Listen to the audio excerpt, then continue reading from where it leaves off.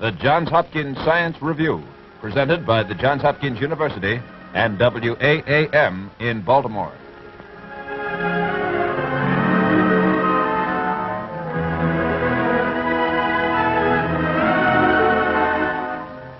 This is the Johns Hopkins University, famed for 75 years for its contributions to science and the humanities.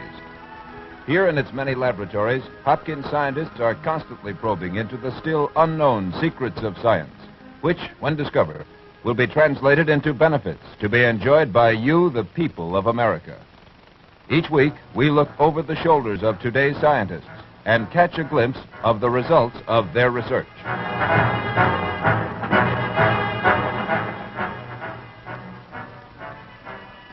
This week, we will demonstrate the usefulness of useless knowledge.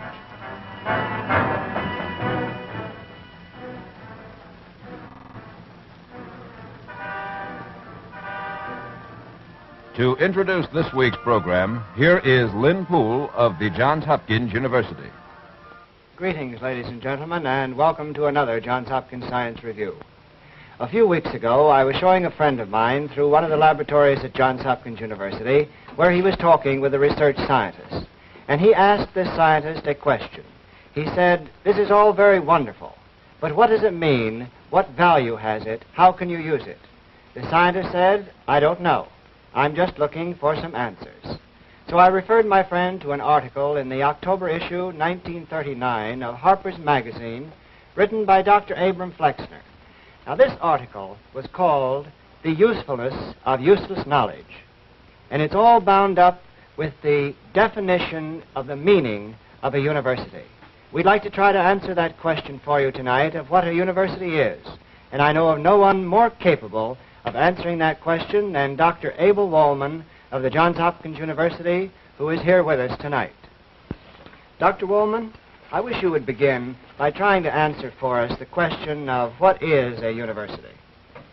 That's a question that's been debated, of course, for centuries. There are as many definitions of what a university is as there are people, and as there are people with various interests. Some people say it's a place for students. In its worst situation, it's a place where you park your son or daughter between high school and graduation until either she or he gets married or he goes into his father's business. A more serious purpose, of course, is for students to learn what they can in the way of knowledge and in the way of learning how to develop their interests and problems of society.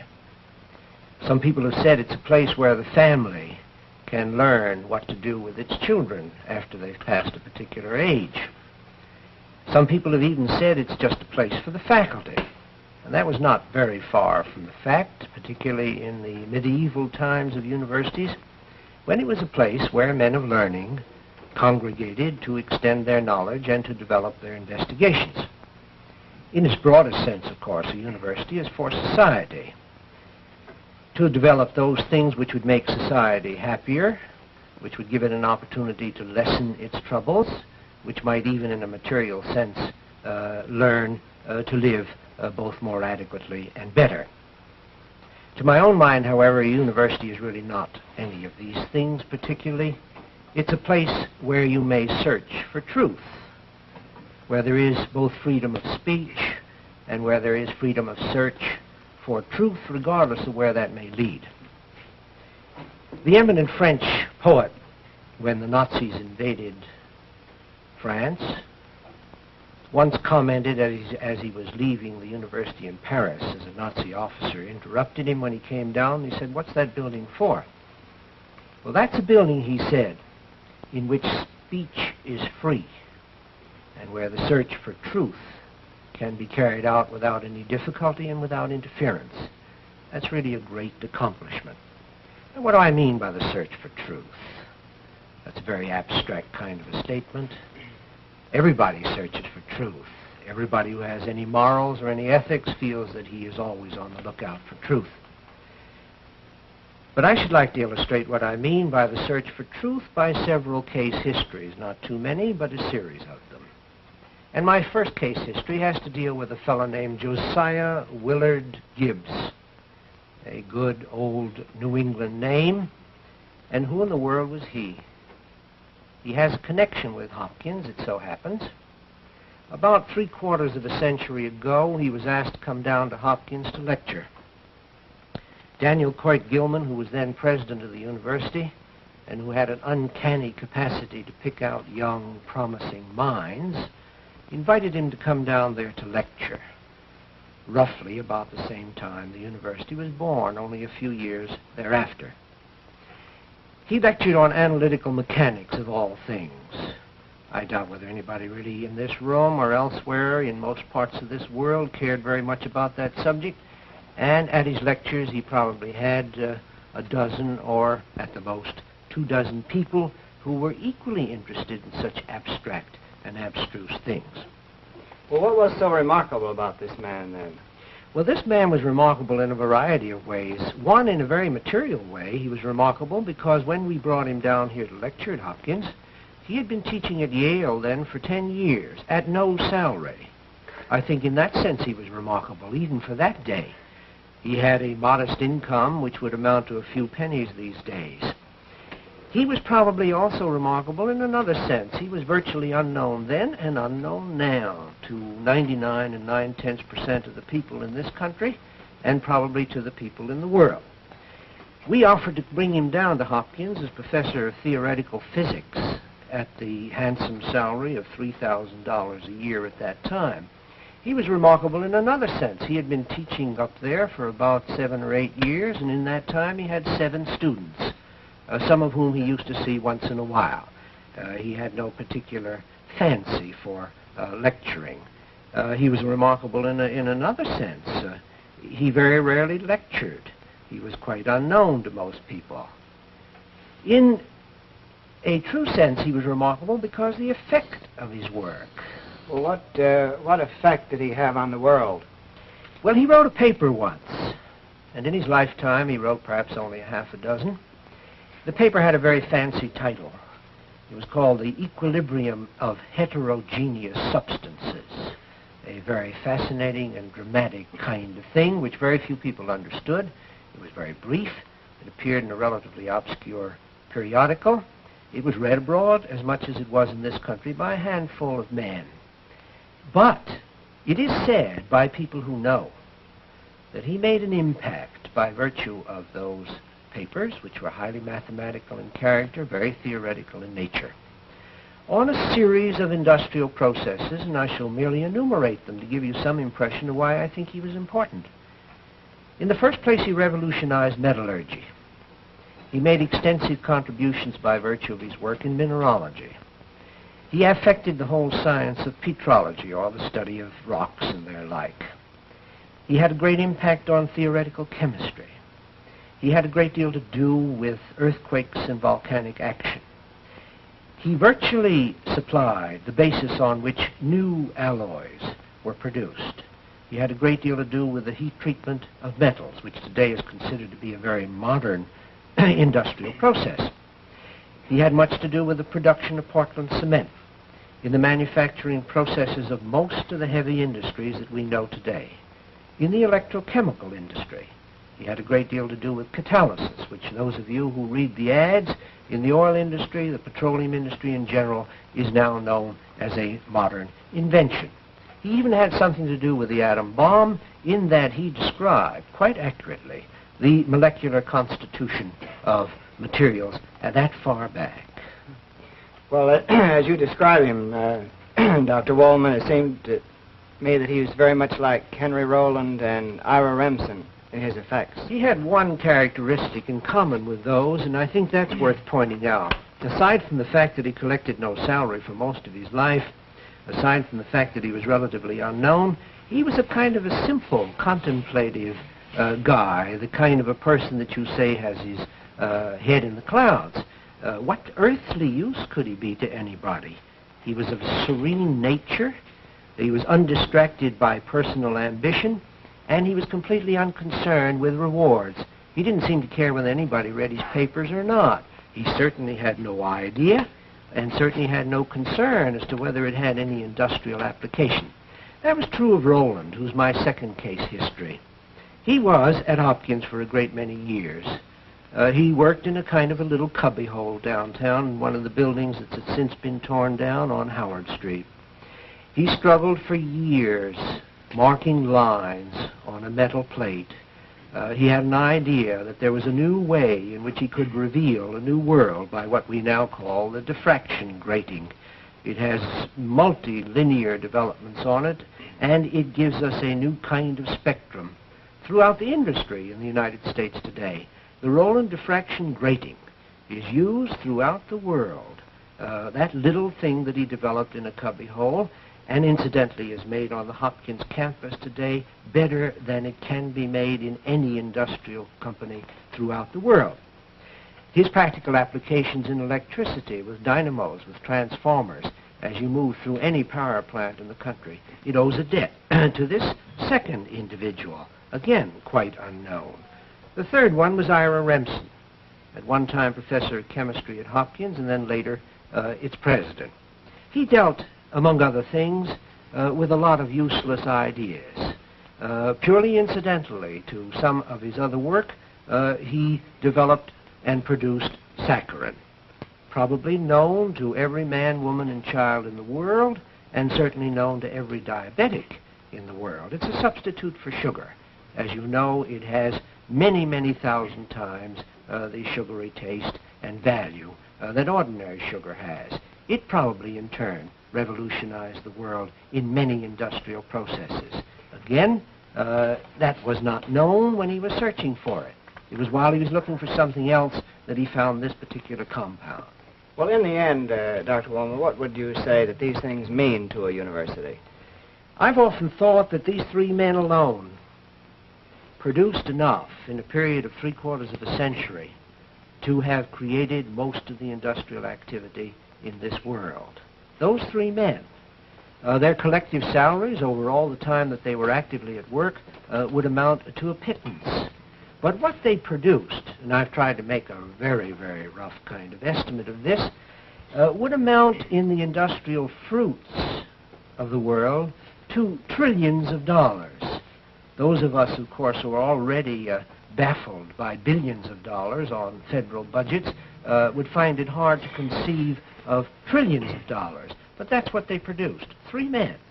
Well, Dr. Woolman, I think your philosophy that you built and the case histories that you've told us certainly prove that useless knowledge, often thought of as useless knowledge, certainly is useful. And to you at home, I would like to say that Dr. Woolman has built for us here a philosophy of what a university is and how useless knowledge becomes very useful to you and to me. But we'd like not to stop there. We'd like to give you a few demonstrations in the field of medicine to show how useless knowledge becomes very useful. And with us we have this week Dr. Francis F. Schwenkter of the Johns Hopkins Hospital to give us these demonstrations.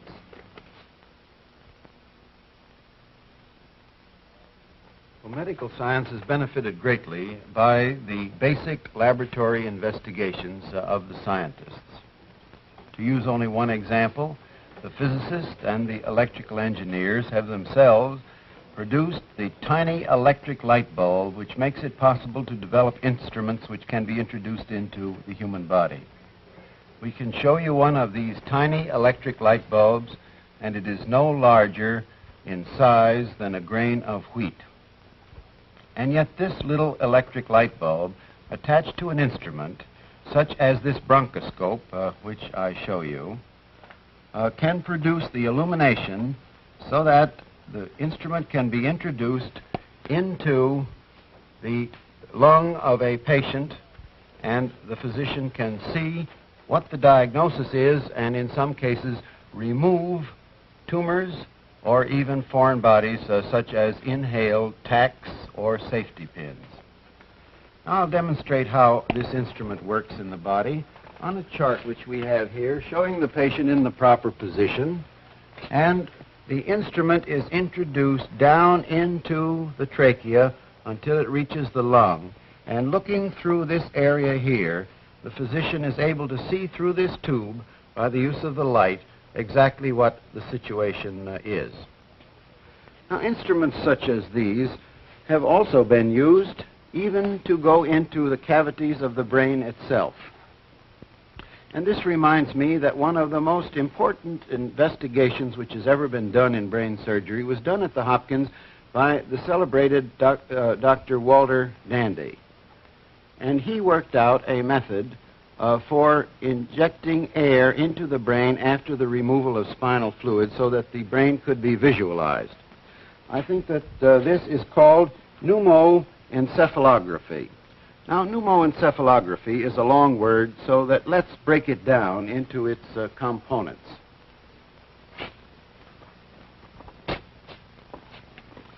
Pneumoencephalography, with its components pneumo, meaning air, encephalo, meaning brain, and graphy, meaning to demonstrate to the eye, or pneumoencephalography. I think this can be shown even more definitely by demonstrating some of the x-rays which are taken by pneumoencephalography.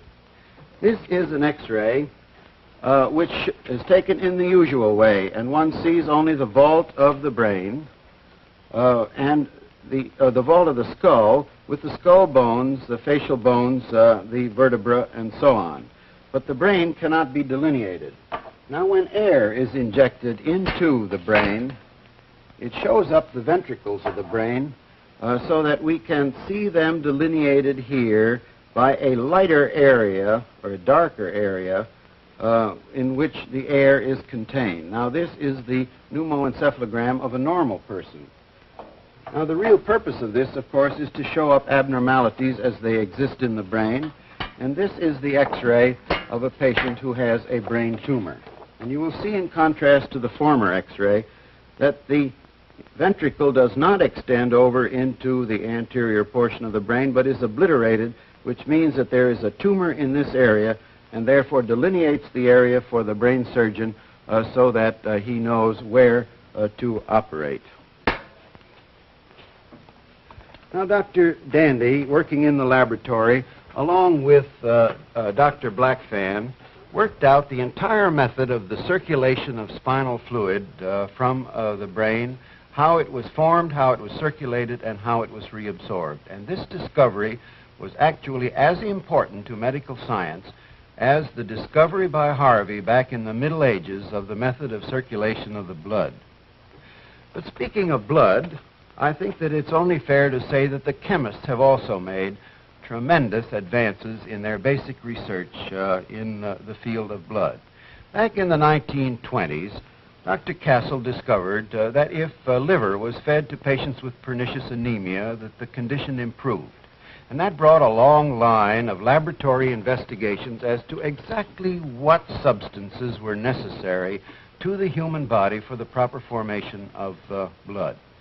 And among a great many others, it was discovered that folic acid is one of the essentials. Now, folic acid, along with every other chemical, has a definite chemical formula made up of its various atoms and their relationship. And this is the formula for folic acid.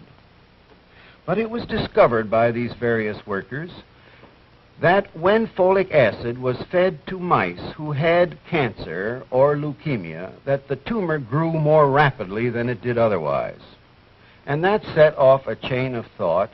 If this is true, would it not be possible to produce some folic acid antagonists, or substances with chemical structures which antagonize folic acid, which would cause the cancer cells to grow less rapidly? And out of a long series of investigations, a number of chemical substances have come out, one of which is aminopterin. And I'll show you here the chemical formula of aminopterin as compared with folic acid. You will notice that the chemical structure is identical, with the exception that where in folic acid we have an oxygen and a hydrogen molecule. At this point, in aminopterin, we have a nitrogen and two hydrogen atoms at that point. This is an antagonist of folic acid. And actually, these substances have been found to inhibit the growth of cancer cells. Now, I'd like to make the point clear that I have said they inhibit or slow down the rate of growth of cancer cells. They have not, up to the present time, been demonstrated to be a cure for cancer. Now, I'd like to introduce at this point one of our little patients from the hospital, Linda Gang, and her mother, Mrs. Gang. Linda was brought into the hospital some 6 months ago in a very serious condition. And at that time, the diagnosis of cancer was made. Since that time, she's been treated with a variety of these compounds, and you see her as she is today. Mrs. Gang, how does Linda seem to you today compared with the time she entered the hospital 6 months ago? Dr. Swanker, it's unbelievable how well Linda has come along. We realize that she isn't cured yet, but we're praying that one of these new chemicals will cure her.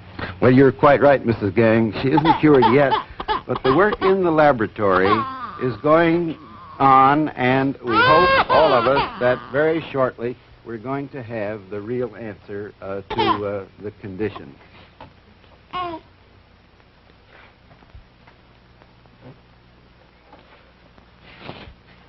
I think that all of us are familiar with the Blue Baby operation, which is another one of the advances which have been made in basic research. Dr. Tausig, working in the laboratory over many years, worked out the methods of the diagnosis of the various types of congenital malformations which occur. And a great many people said, oh, this is useless information, because if the heart isn't formed properly, what can we do about it anyway? And at the same time, Dr. Blaylock, working in his laboratory, worked out methods by which these patients could be treated. And these two pieces of information brought together have eventually worked into the method of the treatment and operation for blue babies, which is utilized today. And thousands of people have been benefited. Now, we know that there were a great many people who said, oh, this is just useless knowledge at the time. But there are here tonight at least two people who don't believe that this was useless knowledge. And I'd like to introduce them. Mrs. Van Horn, won't you and Sandra come in so that I can introduce you? This is Sandra Van Horn and her mother, Mrs. Van Horn. How are you, Sandra? All right. You're looking fine. Miss Van Horn, won't you tell us just what Sandra's condition was when she was first brought into the hospital? Well, we took Sandra into Hopkins Hospital under Dr. Towsing's care 8 years ago. At that time, she was very blue and could do very little. A year and a half later, Dr. Towsing called us up and said that they had perfected this operation, at which time we took her back. And she had the operation and has been very benefited. Before she had the operation, could she run and play and act normally? No, Sandra could do very little. She could walk across the room. Is that all she could do? That's about all she could do. Well, how is she now? Now she goes to school every day. She walks to and from school with the other children and takes part in all their She really activities. lives a normal Yes, life she does. now. Well, Sandra, you look better every time I see you, and you look prettier every time I see you. Well, Mrs. Van Horn, there's no doubt in your mind as to the value of the basic research that's been done on things of this sort, is there? No, we are very indebted to it. Well, that's the way we all feel. And as physicians, we feel that the basic research that is done gives us the tools by which we can go on to new discoveries. Now, there's another interesting disease in which basic research has been done, and that is in the field of rickets. A few years ago, rickets was extremely common. There were thousands of cases, and we didn't know what caused it. And at the present time, I even have difficulty finding a single case with which to teach my medical students. But much of the basic research was done at Hopkins by Drs. McCollum and Dr. Park, Dr. Kramer, and Dr. Howland. Dr. McCollum is a nutritionist and working with rats, young rats, to see what made them grow. He had them on special diets, and he discovered that some of these rats developed diseases which he couldn't explain. And so he showed them to Dr. Howland, who was a pediatrician, and Dr. Howland decided that they were rickets. Now I can show you a picture of a patient with rickets compared with a normal child of the same age. And the disease is due to a malformation of the assimilation of calcium, phosphorus, and oxygen, as you can see in this chart. And without the vitamin D, calcium, oxygen, and phosphorus cannot grow into the ends of the long bone, and we cannot have normal bones. So all of this was worked out in the laboratory. We have no more rickets or very little rickets in town, and the disease has been practically eliminated. We hope that laboratory research will continue so that other diseases can also be cured. I think you see now what we meant when we said the usefulness of useless knowledge. Dr. Woolman has built up for us the philosophy that stands behind all of the research that is done by scientists throughout the free world today. And this research may often seem useless to many people, but when you hear of a discovery, when you hear of a new development in any field of science, whether it be medicine, whether it be engineering, whether it be in chemistry, whether it be in physics or nutrition, you will know that behind this lies a long series of investigation in the laboratory. Men who are seeking truthful knowledge, seeking new facts, which may seem useless at the moment, but they will become useful before very long. Now, next week we are going to continue this subject and develop it further for you to show you a number of new things that have been developed for industry and for the home that came from so-called useless knowledge. So we hope you'll be with us at this same time next week when the Johns Hopkins Science Review is here again and presents the return on investment.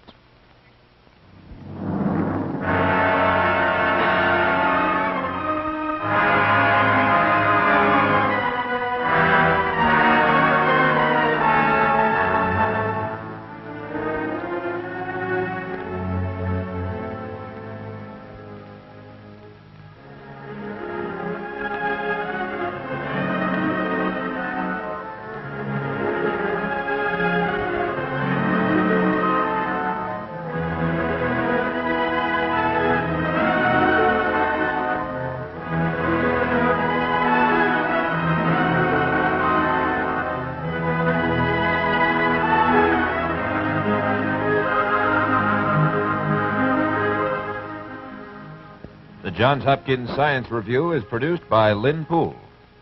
Directed by Paul Kane. Associate producer is Robert Fenwick.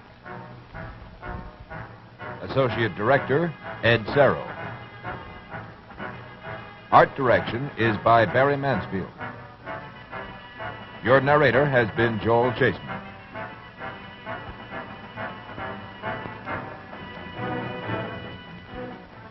The Johns Hopkins Science Review originates in the studios of WAAM in Baltimore.